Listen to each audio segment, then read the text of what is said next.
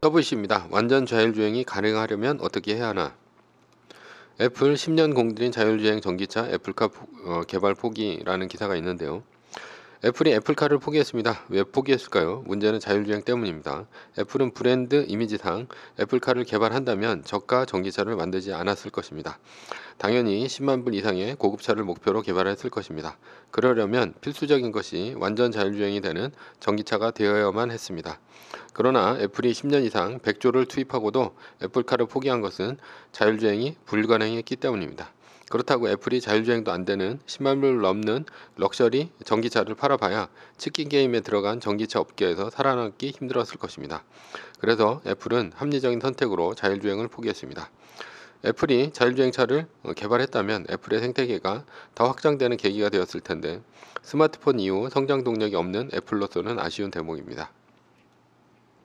포드 자율주행 개발 포기라는 기사가 있는데요. 포드와 폭스바겐도 자율주행을 포기했습니다. 기존에 자율주행차를 개발하던 자동차 기업들이 자율주행을 하나둘씩 속속 포기하고 있습니다. 그렇다면 남아있는 회사 중 자율주행차로 경쟁력 있는 기업은 어떤 기업일까요? 테슬라와 구글의 웨이모 정도가 될 것입니다. 구글의 웨이모의 자율주행 개발은 어떤 방식으로 할까요?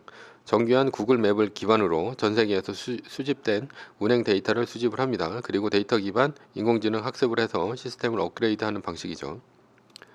테슬라의 자율주행 FSD는 어떤 방식일까요? 카메라, 레이더, 초음파 센서를 이용하여 주변 환경을 인식합니다. 그리고 인공지능을 사용하여 센서 데이터를 분석하고 자율주행 경로를 계획하고 업그레이드하는 방식이죠. 구글의 웨이모와 테슬라는 완전 자율주행 방식에 있어서 비슷한 점이 있습니다. 실제의 데이터 기반을 학습을 하고 인공지능을 통해 업그레이드하는 방식이죠. 이 점에 있어서 테슬라는 구글의 웨이모보다 훨씬 유리합니다. 왜냐하면 테슬라가 판 전기차를 기반으로 실제의 데이터를 학습하기 때문입니다. 따라서 테슬라는 실제로 도로상의 데이터가 구글의 웨이모보다 훨씬 많을 것입니다. 애플이 자율주행을 포기한 이유도 여기에 있습니다. 테슬라보다 애플이 수집한 도로 데이터가 훨씬 모자르기 때문이죠. 이세돌이 졌다. 알파고 쇼크 7년 후 오늘 챗 GPT 눈을 달다 라는 기사가 있는데요. 2016년 3월 15일 알파고와 이세돌의 대국에서 알파고가 이세돌을 4대1로 이겼죠.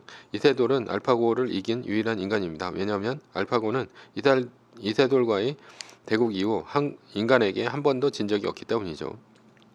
알파고는 바둑을 어떻게 학습했길래 인간을 능가하는 극강의 바둑의 신이 되었을까요? 처음에 알파고는 인간의 기보, 즉 인간이 둔 바둑 데이터를 기반으로 학습을 했습니다. 그러나 알파고는 2년 만에 인간의 기보에 의존하는 방식을 버렸죠. 그리고 알파고는 기보 없이 자기 학습으로 바둑의 신이 되었습니다. 즉 알파고와 알파고끼리 바둑을 수천만 판 두며 자기 스스로 업그레이드를 한 것입니다. 저는 여기에 자율주행차의 해법이 있다고 생각합니다.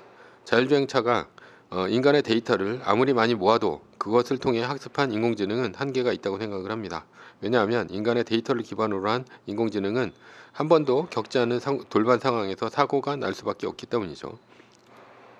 예를 들어 눈보라가 심하게 내리치는 상황이 있다고 칩시다. 도로에는 중앙선도, 표지판도 보이지 않습니다. 앞차도 보이지 않고 동물이 순식간에 뛰어들 수도 있는 상황이죠. 이런 상황에서 카메라는 눈보라로 잘 보이지 않고 라이다는 무용지물입니다. 이것은 아무리 인공지능이 데이터로 학습한다 하더라도 운전이 불가한 상황입니다. 그러나 이러한 눈부러치는 상황을 해결한 스타트업이 있습니다. 그것은 미리 출퇴근을 수백 번 한 데이터를 기반으로 경로를 설정을 합니다. 따라서 눈 때문에 길이 보이지 않더라도 목적지까지 갈 수 있는 것이죠.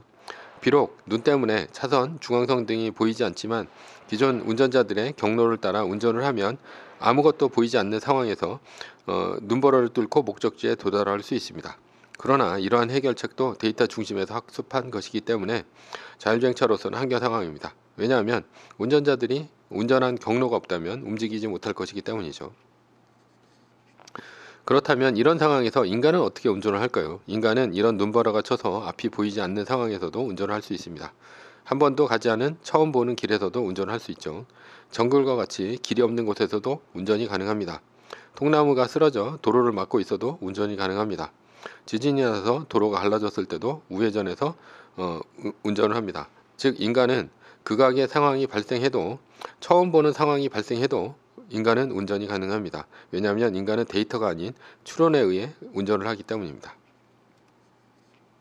저는 자율주행차는 인간의 데이터를 학습하는 것이 아닌 추론을 통해 학습한 인공지능만이 가능할 것으로 생각합니다.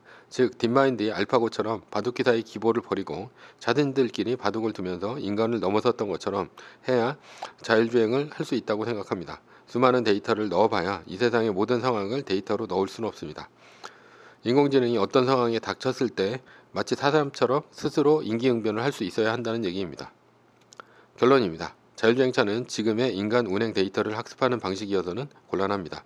인간처럼 어떤 상황에서도 인기응변을 생각하고 운전할 수 있는 인공지능이 나와야 가능하죠. 그런 면에서 지금의 생성형 AI 기술만이 완벽한 자율주행차를 구현할 수 있다고 생각합니다. 따라서 생성형 AI의 강자가 자율주행차의 강자가 될 수 있습니다.